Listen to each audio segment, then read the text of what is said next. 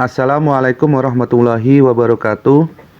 Selamat berjumpa kembali di channel Riwut Purdianto, channel yang selalu setia dalam membagi informasi dan pengalaman berkaitan dengan budidaya ikan nila. Pada video kali ini, saya akan membahas tentang 10 tahapan budidaya ikan nila agar cepat panen. Namun sebelum saya lanjutkan video ini, jangan lupa dukung selalu channel ini dengan subscribe, like, komen, share, dan aktifkan lonceng notifikasinya. Budidaya ikan nila merupakan salah satu budidaya ikan air tawar yang sangat menjanjikan. Apabila kita sudah menguasai teknik dalam pembudidayaan ikan nila dari tahapan awal seperti tahapan persiapan kolam, penebaran benih, hingga masa pemanenan dan penjualan di pasar. Para pembudidaya tentunya sangat mengharapkan hasil panen yang berlimpah dan dalam waktu yang cepat. Namun keinginan tersebut harus disesuaikan dengan keadaan kapasitas kolam serta sistem yang kita gunakan.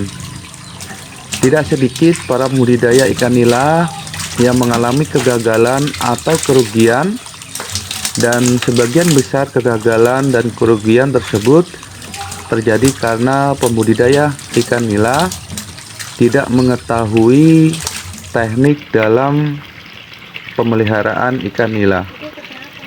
Mungkin pada video kali ini dapat dijadikan sebuah referensi bagi teman-teman yang baru terjun ataupun yang mau menggeluti bisnis budidaya ikan nila ini.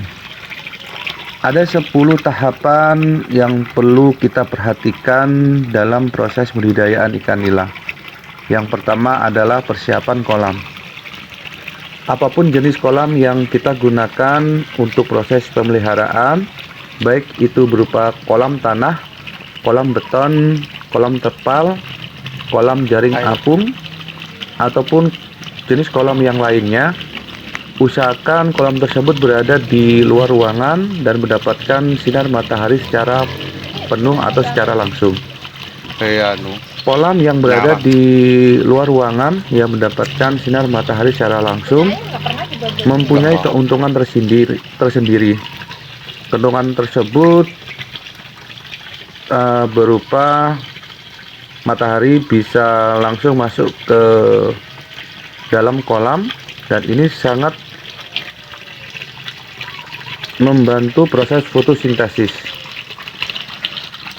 Fotosintesis merupakan proses di mana tanaman hijau menggunakan energi matahari untuk mengubah air dan karbon dioksida atau sering kita sebut dengan CO2 menjadi oksigen dan karbohidrat.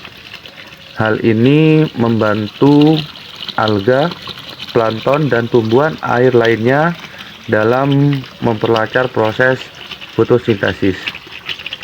Apabila proses fotosintesis dapat berjalan dengan baik, maka kandungan oksigen di dalam air akan berlimpah dan terpenuhi, sehingga ikan nila yang kita pelihara tidak kekurangan oksigen. Tahapan kedua yang perlu kita perhatikan adalah sistem kolam pemeliharaan. Setelah selesai menentukan jenis kolam yang kita gunakan, maka yang perlu kita lakukan selanjutnya adalah menentukan sistem yang akan kita aplikasikan atau yang akan kita terapkan pada kolam kita. Hal ini bertujuan untuk mempermudah dalam mempersiapkan segala kebutuhan dan peralatan selama proses pemeliharaan. Ada beberapa sistem kolam yang bisa kita jadikan acuan dalam proses budidaya ikan nila. Di antaranya sistem air tenang, sistem air deras, sistem filterisasi, sistem bioflok, sistem sirkulasi, sistem kincir air, dan masih banyak sistem kolam yang lainnya. Tinggal teman-teman memilih sistem mana yang sesuai dengan keadaan teman-teman untuk proses pemeliharaan ikan nila. Tahapan ketiga yang perlu kita lakukan adalah pemeliharaan benih yang berkualitas dan sehat. Benih merupakan salah satu faktor yang sangat penting dalam kesuksesan budidaya ikan nila, karena tidak semua benih mempunyai laju pertumbuhan yang baik, sehingga kita harus benar-benar dapat memilih benih tersebut dengan baik.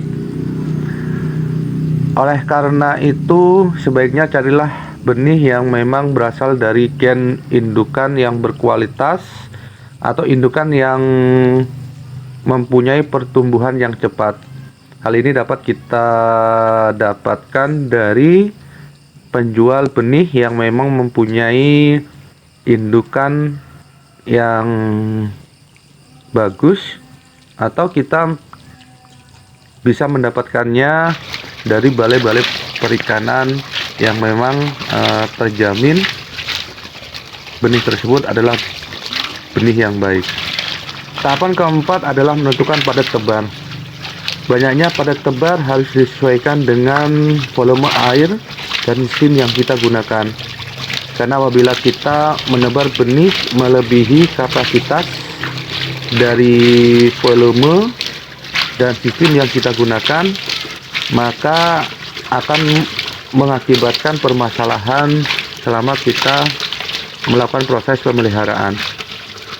Seperti ikan akan terhambat pertumbuhannya, ikan akan mudah terserang penyakit, dan ikan akan mudah stres dan mati. Untuk mempercepat masa panen sekitar 4 bulan, maka kita perlu melakukan penebaran benih secara rendah. Dari pengalaman yang saya dapatkan dari pemeliharaan budidaya ikan nila ini, padat tebar masing-masing sistem ini akan berbeda-beda. Dari sistem air tenang, sistem bioflok, sistem filterisasi, dan sistem yang lainnya. Nah, karena itu kita harus mampu melakukan proses penebaran benih ini dengan baik dan benar. Contohnya, sistem air tenang dapat ditebar benih sebanyak 20 ekor per meter kubiknya. Sistem air filterisasi dapat kita tebar sebanyak 40 ekor per meter kubiknya. Sistem bioflok dapat kita tebar sebanyak 60 ekor per meter kubiknya. Tahapan kelima yang perlu kita lakukan adalah menjaga kualitas air. Ada suatu prinsip yang berbunyi, sebelum memelihara ikan, maka pelihara terlebih dahulu airnya. Maksudnya adalah kita memang harus benar-benar dapat mengolah air tersebut dengan baik, sehingga keberlangsungan dan pertumbuhan ikan nila yang kita pelihara ini terjaga dengan baik. Oleh karena itu, kita perlu mempertahankan agar kualitas air agar selalu baik, ya, dengan cara kita bisa menjaga air tersebut dari pencemaran, ya, pencemaran yang berasal dari zat-zat beracun dan berbahaya. Usahakan air yang ada di kolam itu nilai pH-nya berkisaran antara 6 hingga 8. Suhu airnya 25 hingga 30 derajat Celcius, dan kadar oksigen yang terlalu di dalam kolam ini dapat mencukupi kebutuhan dari ikan nila yang kita pelihara. Tahapan ke-6 yang perlu kita perhatikan adalah melakukan pergantian air. Semua sistem dan jenis kolam yang kita gunakan untuk budidaya ikan nila harus melakukan pergantian air secara rutin. Tapi pergantian air ini dipengaruhi lama dan tidaknya pergantian air ini dipengaruhi oleh sistem kolam yang kita gunakan. Tujuan dari melakukan pergantian air ini adalah kita membuang zat-zat yang beracun atau kandungan zat yang mengendap di dasar kolam, bisa disebabkan karena sisa makanan ataupun kotoran yang mengendap di dasar. Kalau kita tidak melakukan pembuangan tersebut, maka endapan tersebut dapat menjadi amoniak yang bisa menyebabkan ikan nila kita stres dan mati. Tahapan ke-7 adalah kebutuhan pakan ikan. Kebutuhan pakan ikan nila pada umumnya itu lebih kurang sebanyak 3% dari bobot tubuhnya setiap harinya.